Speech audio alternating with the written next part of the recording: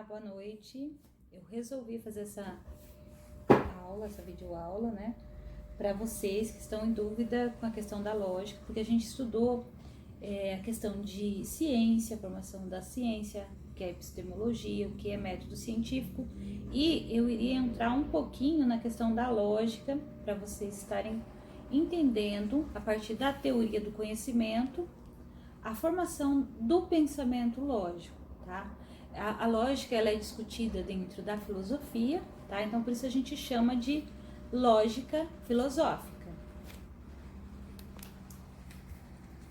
Deem uma olhada aqui. Então, a lógica filosófica é uma teoria, né, do conhecimento que foi criada por Aristóteles no século IV a.C. para estudar o pensamento humano e distinguir a interface e argumentos certos e errados, para o entendimento da evolução da teoria do conhecimento.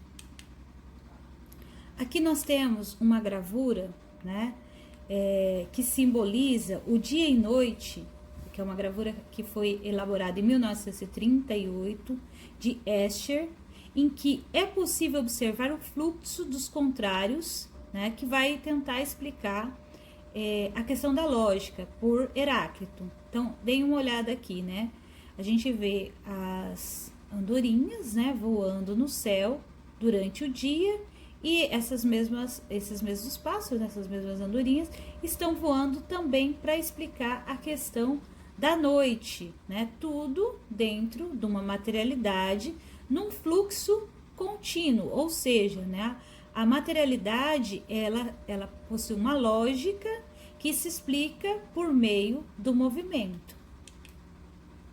Então, o que seria o objetivo da lógica, né? A lógica, ela é estudada com o objetivo de reconhecer e eliminar um raciocínio falso. Então, nós temos dois pensadores que também utilizam a lógica para pensar a questão da evolução do ser humano, né, ou do pensamento, ou do conhecimento científico. Então, para Heráclito, tudo se transforma no seu contrário e nada permanece idêntico. Então, essa seria a lógica. O logos é a mudança de todas as coisas, o conflito entre elas. Então, o logos, a razão universal, ela vai estar sempre numa transformação, né? Numa dinâmica constante de todas as coisas. E essas mudanças, né, existem a partir de um conflito que vai se estabelecer dentro da razão universal para que exista uma lógica da materialidade, ou seja, da construção do pensamento humano. Já para Parménides, a mudança é o não ser, ou seja, o nada, impensável e indivisível. Se uma coisa torna-se contrária a si mesmo, deixará de ser, e em seu lugar haverá nada, coisa nenhuma, pois o que se contradiz se autodestrói. Então, nesse sentido, essa gravura, né, de Durém, intitulada Melancolia, explica, né, de forma geral o pensamento de Heráclito e de Parmênides, que para Heráclitos, né, o vir a ser é possível, porque a lógica, né, do pensamento está sempre numa transformação constante. Já para Parménides, o ser ele é ou ele não é, né? Sempre ele está numa realidade em que ele se apresenta. Então, ou ele é ou ele não é, né? Então, assim, voltando, né? A mudança, na verdade, é o não ser, o nada, impensável, indivisível. Uma coisa ela é contrária a si mesmo, se ela se contradiz, ela deixa de ser, ela não é mais. Então, não haverá nada, coisa nenhuma, pois o que se contradiz se autodestrói. Então, o ser, ele é ele mesmo, né? Então, por isso que aqui, ó, Ou o ser é, ou ele não é. Ou ele é bom, ou ele é ruim. Ou ele é bom, ou ele não é bom. Então, a gente entendendo a questão da lógica, a gente vai pensar a questão das obras de Aristóteles, né? Então, ele vai escrever várias obras, né, que falam da lógica como um instrumento, só que, na verdade, ele não usa diretamente a palavra lógica, né? Para explicar a questão do conhecimento. E as suas obras, elas são chamadas, né, um conjunto de obras, várias obras, organon, que vão explicar a questão da lógica na evolução da teoria do conhecimento, né? Sempre fazendo uma análise da realidade. Então, é um pensamento analítico, né, que vai entender a questão formal ou simbólica da realidade, ou seja, uma forma correta da operação do pensamento, a sua estrutura do pensamento. Então, a lógica, ela pode fazer a análise formal ou simbólica da realidade. E também a análise material, que seria como se fizesse a análise, né, a partir do raciocínio sobre a realidade. Então, seria a abstração da materialidade, que seria uma operação no pensamento, que levam a conclusões do raciocínio sobre essa materialidade. A concreticidade vai ser pensada a partir do raciocínio lógico. Mas nessa questão do raciocínio, nós vamos ter também os raciocínios inválidos, ou também chamado, né, de silogismo. Né? O que seria o silogismo? Seria a conexão de ideias que levam a uma conclusão, tá? Mas que nem sempre essa conclusão, ela é um raciocínio válido com a realidade, tá? Então, um exemplo, todos os cães são vegetarianos. Então, eu conecto com a ideia de os dálmatas são cães. Então, logo, eu concluo que os dálmatas são vegetarianos. Uma outra relação, todos os cães comem carne. Entretanto, nenhum cão é peixe. Então, eu tenho uma relação de ideias aqui. Logo, nenhum peixe come carne. Então, eu chego a essa conclusão. Então, isso a gente chama de silogismo. É uma conexão de ideias que levam a uma conclusão para um argumento lógico. Então, os tipos de raciocínios ou argumentação. Alguns exemplos para que vocês estejam pensando a questão da lógica, né? A lógica na evolução do conhecimento científico, tendo como base que isso seriam as premissas, né, iniciais do entendimento da lógica. Então, nós vamos ter dois tipos de raciocínio ou argumentação que vai dar base para um entendimento da lógica na teoria do conhecimento científico. Então, a gente tem o raciocínio dedutivo, né? Que é essa teoria de raciocínio dedutivo, que é vista a partir da lógica, que vai dar a base para o entendimento do método que nós chamamos de método dedutivo. E temos também o raciocínio indutivo, que também dá a base para o entendimento do método indutivo, né? E dentro desses dois métodos, a gente também tem, né, a questão das falácias, né? Que também o Aristóteles vai tentar explicar a lógica a partir das falácias, ou seja, o conhecimento falacioso, também chamado de sofisma ou paralogismo, tá? Então, como seria o raciocínio dedutivo? Não, para a gente tentar explicar esse raciocínio, eu coloquei algumas informações aqui, né? Toda mulher gosta de chocolate. Então, isso é uma dedução, tá? Eu tenho uma dedução que toda mulher gosta de chocolate. Não necessariamente que essa argumentação seja verdadeira, tá? Mas eu vou analisar o genérico, né? A mulher. Então, eu generalizo que toda mulher gosta de chocolate. Aí eu penso o genérico, o geral, né? Para entender o individual. Regina é mulher. Então, Regina é uma mulher. Ela é um individual. Logo, Regina gosta de chocolate.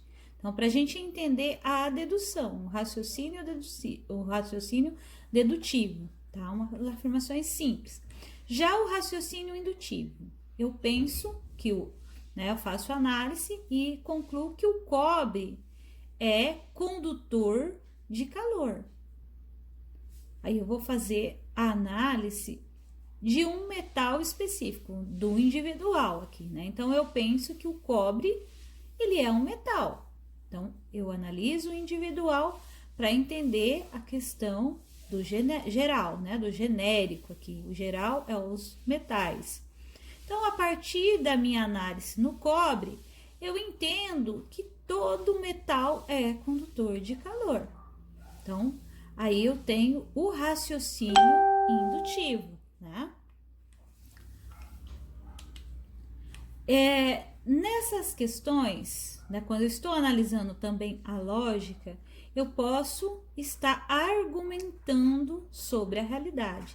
E as minhas argumentações, elas podem ser por meio de analogias, de comparação, ou fazer um conhecimento tautológico, que é eu escrever de várias formas a mesma coisa, ou também, né, como a gente vai chamar de encher linguiça, né, onde eu vou repetindo o enunciado da pergunta, né, ou coisas, né, que na verdade dizem a mesma coisa. O triângulo tem 3 ângulos. Então, dentro da lógica, eu posso usar alguns tipos de argumentações que Aristóteles vai explicar essas questões para a gente entender a questão do que é lógica.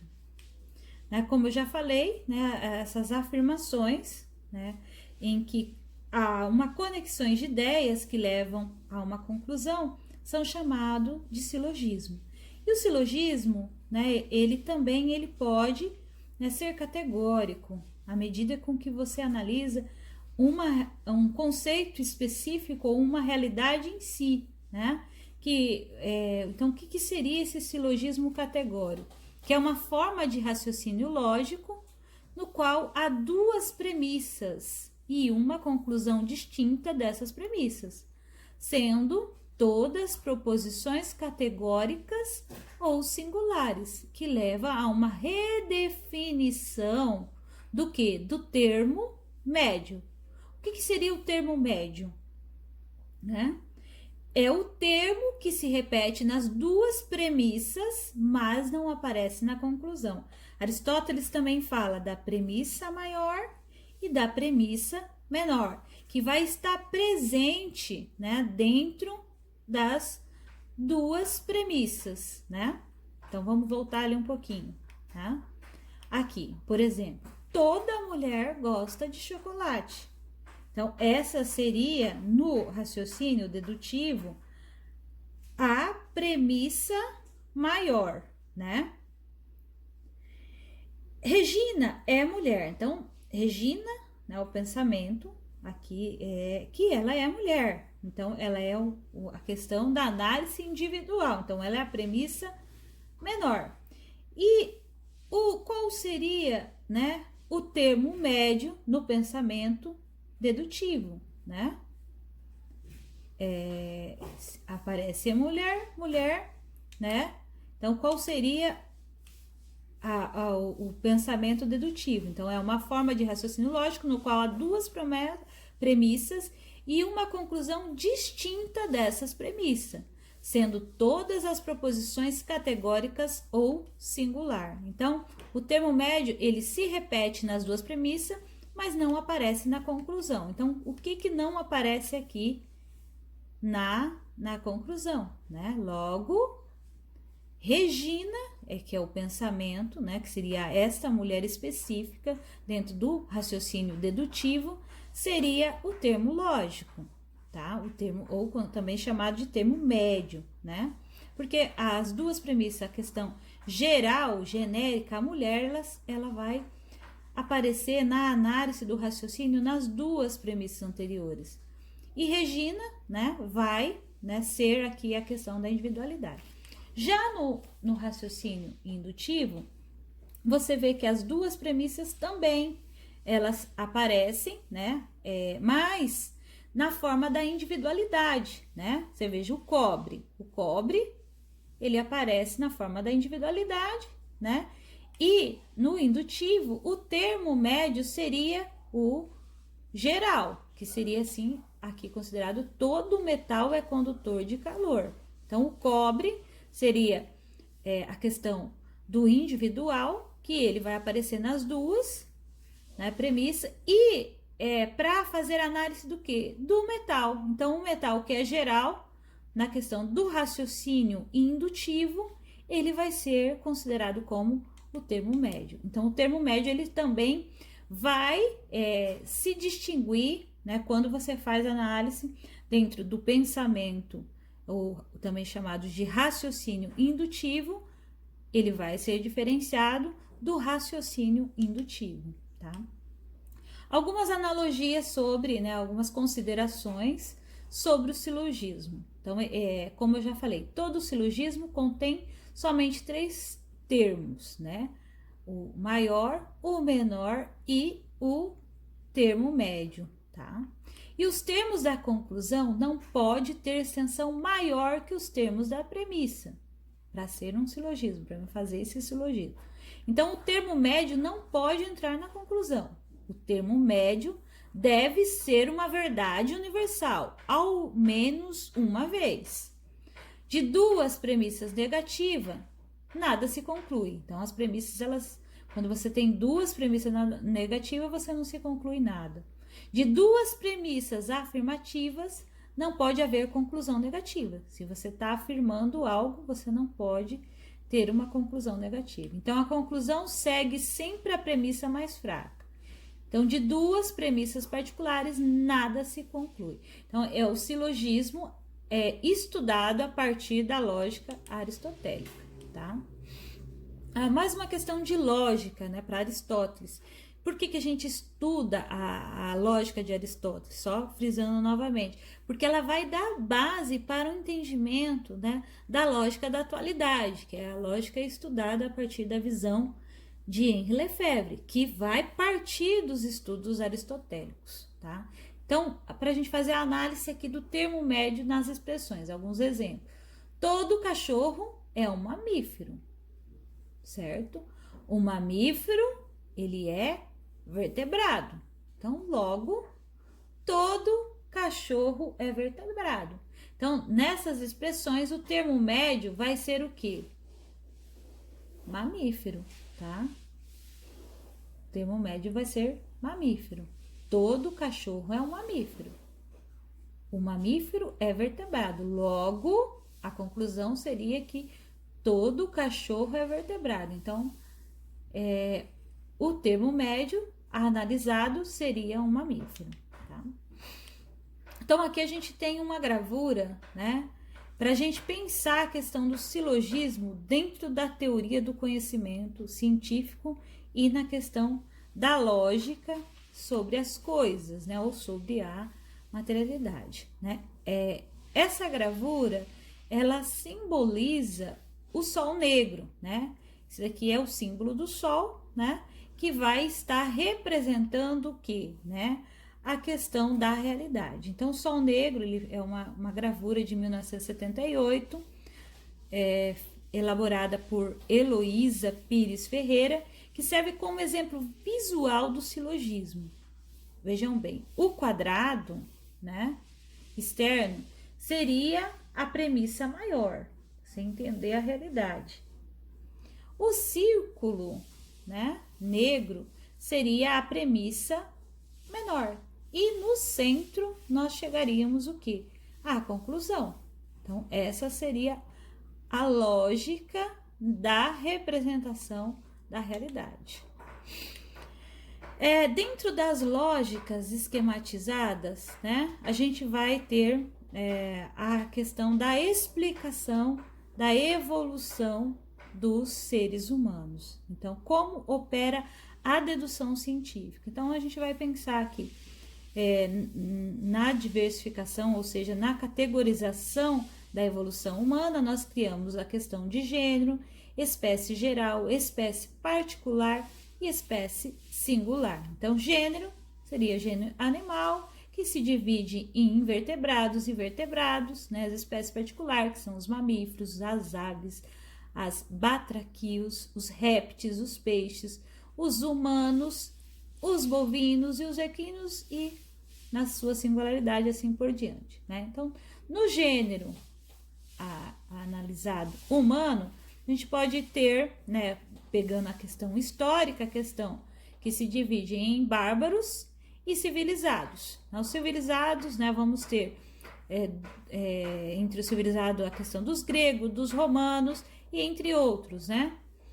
E as espécies, né, particulares, que seriam os atenienses, os espartanos, os tébatos, e essa seria uma dedução lógica da evolução dos seres humanos a partir de uma exemplificação de Aristóteles, tá? Vou pular essa parte aqui, né?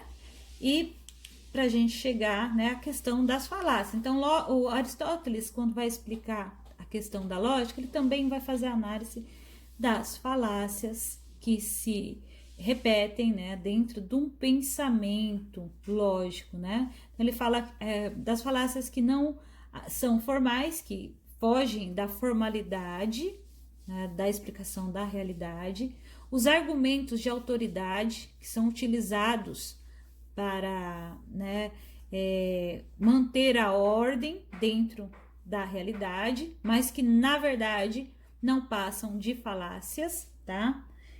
Então, é essa realidade que o Aristóteles vai falar. Há alguns argumentos contra a própria existência do homem, né? Alguns acidentes que vão tentar explicar sem uma lógica, né, a questão da formação do homem, algumas ignorâncias de questão, né, petição de um princípio ou círculo vicioso sobre algo e o equívoco da realidade. Então, essas são algumas questões que o Aristóteles, ao analisar a lógica, também coloca dentro, né, da teoria da evolução do conhecimento científico. Então, você tem que ver se você não está fazendo uma análise baseadas em mentiras para explicar a realidade, que nós chamamos de falácias, né, que elas são colocadas, mas que, na verdade, não condizem à lógica verdadeira das coisas, tá? Então, aqui eu passei para vocês, né, a música para a gente pensar a lógica, né, que é a música do Jota Quest, né, que vocês já deram uma olhada nessa música, que ela vai questionar: onde está a lógica? Amor sem paz, amor que dói demais. Entre a vida e a morte, onde está a lógica? Entre a guerra e a paz, o amor não tem lógica. Então, pessoal, espero que essas reflexões iniciais possam ser basilares aí para vocês pensarem a questão da lógica a partir da evolução da teoria do conhecimento científico que nós já estudamos nas aulas anteriores, né? E fazendo essa revisão agora do que seria a lógica. Valeu, pessoal. Depois a gente vai fazer mais algumas videoaulas para pensar, né, as demais disciplinas.